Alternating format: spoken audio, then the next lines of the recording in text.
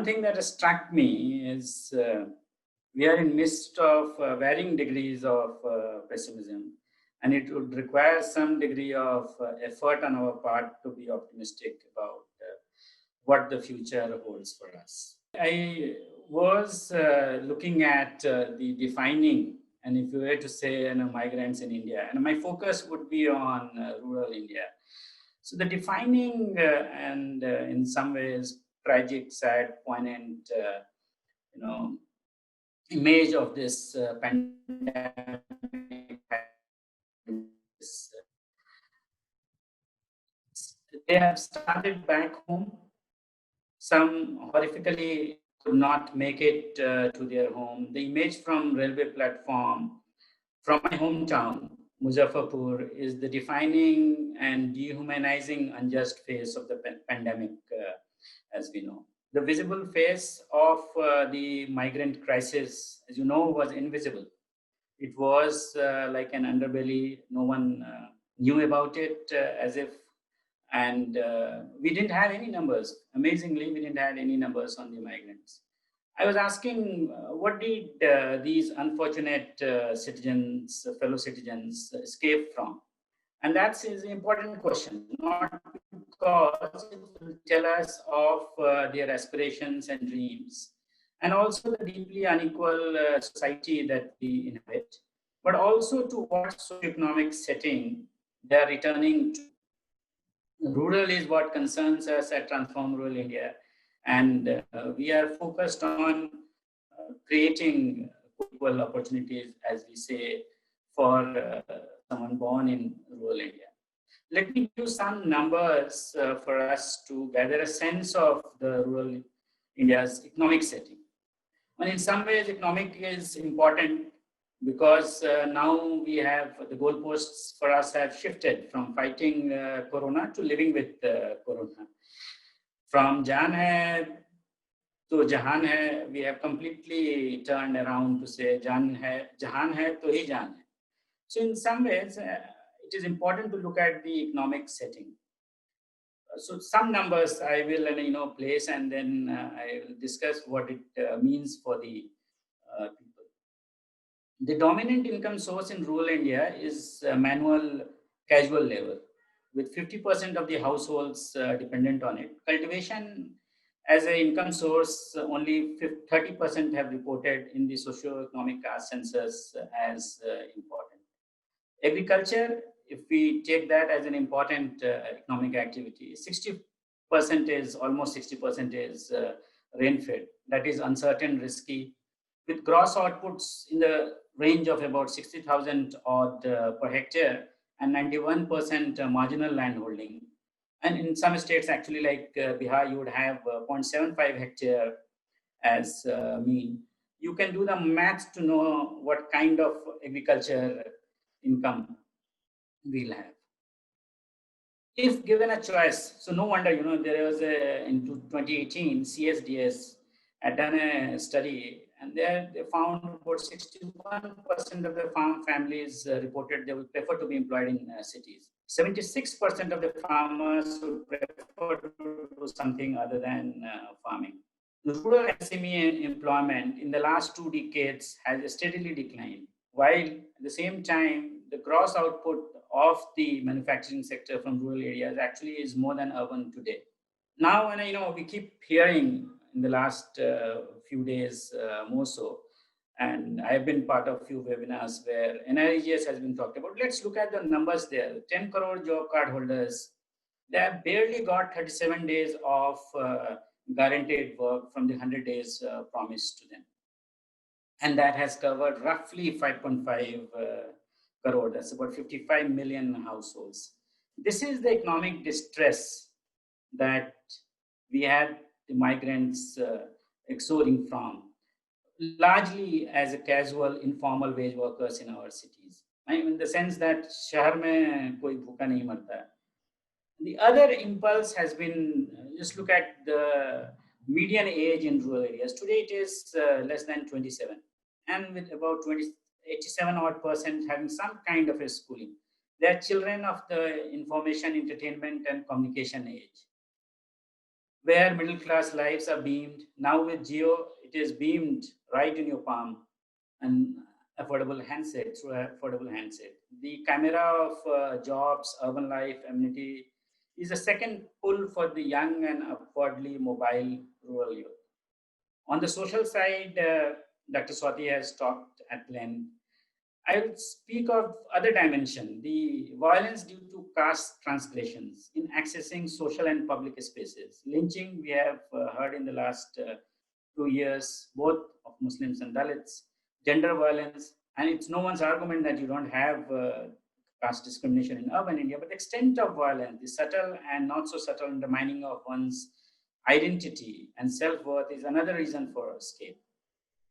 Rural India, in recent times, we talk of it in ways which the narrative was built in our formative years as an independent country.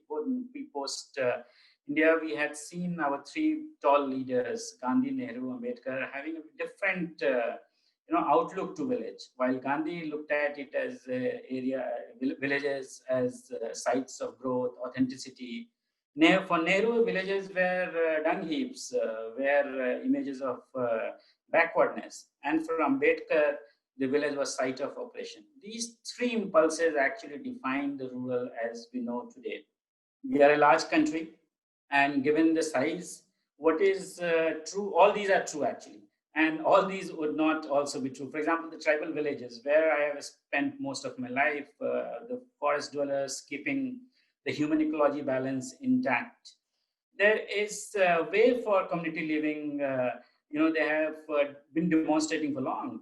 And I'd like to highlight today's villages are very different. The way the individual community state balance has been, getting redefined. There is a opportunity for us to look at the present situation in a different way from two institutional formations. And I look at it, and I'll speak about it a little later also, why it becomes very important. At one, the community end, you have community-based organizations like women collectives, farmer collectives, and the other is the constitutional structure of Gram Panchayats. Both have been the first port of call, the first response, and have been at the forefront of building a community-based resilience in times of COVID. Post-COVID, what is the situation in rural India? Not very different from what Dr. Swati described. We have now, and today I was reading as we speak, the health secretary of Jharkhand said from the first lockdown when they had 0 cases, today it has reached all its districts. Bihar, Karnataka, everyone has been reporting increasing numbers of migrants who have brought infection to rural India. Maybe our saving grace will be low population density, but that also is not true for the entirety of rural landscape. The Dalit tolas, mohallas, or say, for example, in Bundelkhand, where you have 6-7 families staying under the same roof, just like Mumbai's chawls, without any infrastructure or frequent hand washing. We did an adequacy map of 20 odd rural districts where we are present as a part of the transformation of aspirational district program. Not to our surprise, actually, the corona warriors, the medical professions, didn't had or knew how to use ventilators or PPE. We are looking at a very tough situation. ICMR has just started, I think, in 78, 79 districts, some serological sampling they're doing to assess the extent of a spread. We will know how the poor testing, treatment, and tracing infrastructure in rural India has upended the situation there. The infrastructure for quarantine and isolation largely left to be managed by the Gram Panchayats. We know without, running water, the kind of, years and years of neglect of public health is a challenge. It can't be, in few, doses of lockdowns cannot be addressed. The other thing is the way it has crowded out everything, COVID. Rural India has high burden of diseases. We know the gaps on vaccinations, BCG immunization, nutrition services, the treatment of NCDs. WHO survey has just come, which has captured the serious disruption in the prevention and treatment. On food, we did a very large survey, which was anchored by Sambodhi and Vikas and Vesh across 50 districts. So 50% of the households have reduced number of meals as a coping strategy. 68% have reduced food on their plate. And this when 84% of them had access to the public distribution system. So we are looking at a serious challenge. And as I described earlier, rain-fed means your food production happens in rain months. Migrants, we talked about, just imagine Census 2011, it's not that we didn't know, had reported estimates of 453 million internal migrants. And that's 40% of our total population. We still don't have data on that.